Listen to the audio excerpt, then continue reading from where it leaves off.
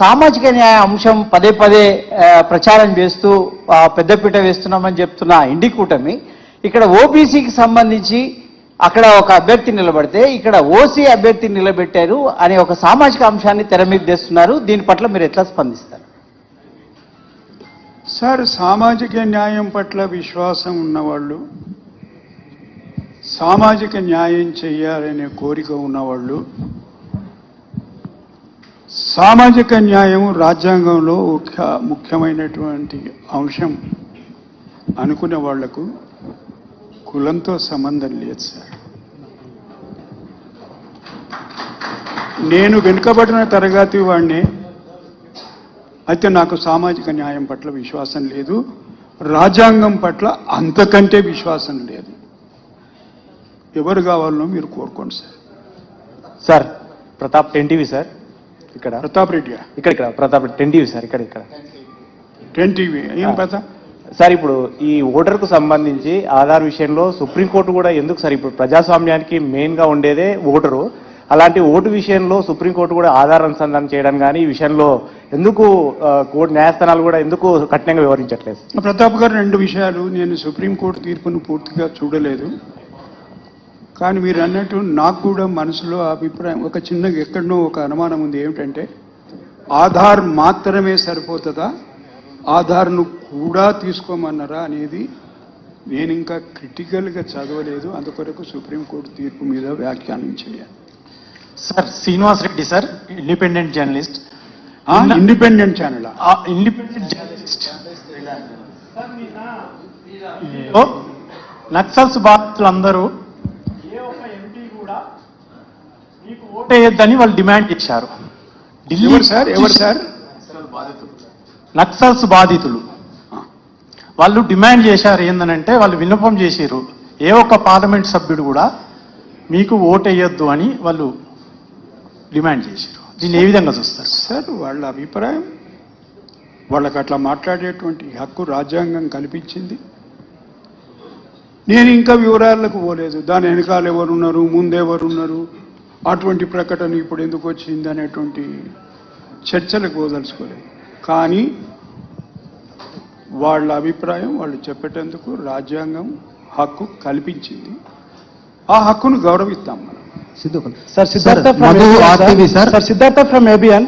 Sir here sir ఎన్నికల సమయంలో ఒక గ్రామంలో మాకు ఓటుకు 2000 మాత్రమే ఇచ్చారు, ముందటి గ్రామంలో 3000 ఇచ్చారని ఆ 2000 ఇచ్చినటువంటి గ్రామ ప్రజలు బయటకు వచ్చి నినాదాలు నిరసన తెలియజేస్తున్నటువంటి క్రమంలో అసలు ఈ ఎన్నికల వ్యవస్థను బిలీవ్ చేయొచ్చా? దీనికి ఆల్టర్నేట్ ఏంటి? సార్ నాకు విషయం అర్థమైంది.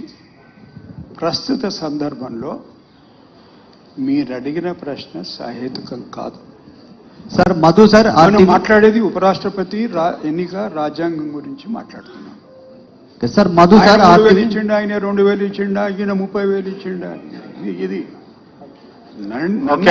Last question sir. Madhu sir RTV, మీరు ఏ పార్టీలో లేను అయినప్పటికీ కూడా కేజ్రీవాల్ నాకు మద్దతు తెలిపారు అని చెప్పేసి ఇందాక చెప్పారు. మీరు సంతోషం చెప్పారు, ఐలిక్సానని చెప్పారు గ్రాటిట్యూడ్గా.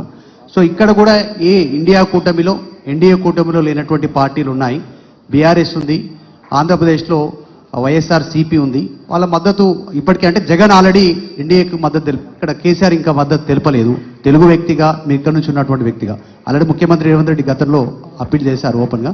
సో వాళ్ళ మీరేమన్నా ఇక్కడ అప్పీల్ చేస్తారు? చెప్తాను. మీరు మంచి ప్రశ్న అడిగారు. తెలుగువారి ఆత్మగౌరవ ప్రతీకను నేను హిమాలయ పర్వతాలు ఎక్కి అక్కడ స్థాపించి వచ్చినా అని చెప్పను. నేను అంత వెర్రితనం లేదు, అమాయకత్వం లేదు. కానీ వారి ప్రతిష్టను, ఆత్మగౌరవాన్ని భంగపరిచే విధంగా ఇప్పటి వరకు నేను ఏ పని చేయలేదు. ఈ విషయం ఆత్మగౌరవ ప్రాతిపదికన ఏర్పడ్డటువంటి తెలుగుదేశం పార్టీ, అన్న ఎన్టీఆర్ గారు స్థాపించిన పార్టీ కదా. తెలుగువారి ఆత్మగౌరవం, దట్ వాజ్ ద స్లోగన్. దాన్ని భుజాల మీద వేసుకొని మోస్తున్నటువంటి చంద్రబాబు నాయుడు గారు, వాళ్ళందరూ గత 45 సంవత్సరాలుగా నాకు సుపరిచితులు, మిత్రులు. వారు మాట్లాడే అవకాశం ఇస్తే వాళ్ళని కూడా అభ్యర్థిస్తా, నా అభ్యర్థిత్వాన్ని మీరు సమర్థించండి. సార్ ప్రేమ్ సార్ హెచ్ఎంటీవీ నుంచి. గతంలో కొన్ని తీర్పులు వచ్చిన తర్వాత చీఫ్ జస్టిస్లకు రాజ్యసభ సభ్యులుగా ఇచ్చినటువంటి పరిస్థితులు చూశాం. మీరేమో ఇప్పుడు ఏ పార్టీకి సంబంధం లేదు, ఉపరాష్ట్రపతిగా నేనున్నా నా కోటే అని చెప్పి మీరు అంటున్నారు. సార్ ఎట్లా చూడొచ్చు సార్? సార్ ఒక చిన్న విషయం. ఏం టీవీ అన్నారు మీది? HMTV. Nomination is different from election.